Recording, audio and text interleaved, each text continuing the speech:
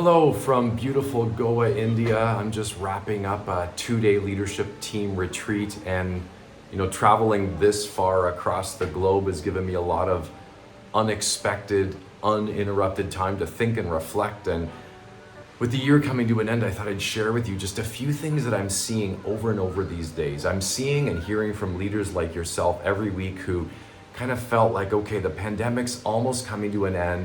It's time just to get back to a sense of consistency and normalcy and just see the teams work well. And yet, it almost feels like the challenges you're facing right now are even more significant than navigating the pandemic. This looming recession, this phenomenon called the Great Resignation, and an unprecedented war for talent. There's this new buzzword called quiet quitting, and the threat of disengagement within your team, and then polarization within your team.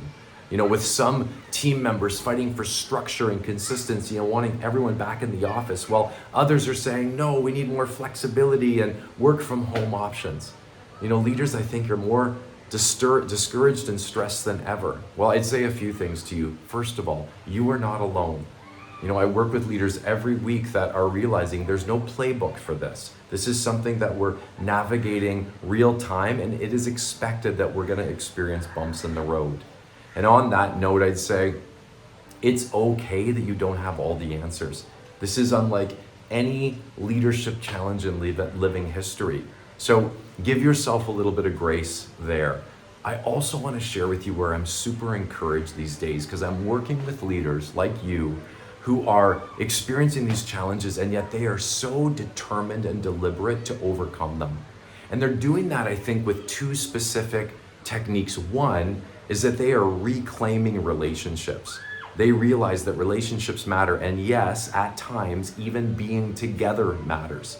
And as a result, by fostering relationships within their team, they're reclaiming this sense of belonging, team spirit, trust. Collaborative potential is at a whole new level.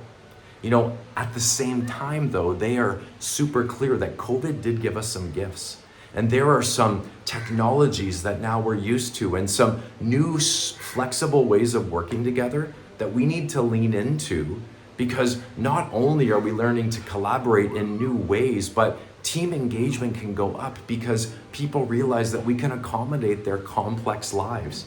And they're recognizing that our workplace values work-life balance. As I wrap up, I just want to encourage you, you will get through this. This is a time that, although you wouldn't choose it, and hopefully you won't have to go through it again, it is making you a better leader. It is making you a stronger leader. It's making you a more thoughtful leader. You do have what it takes.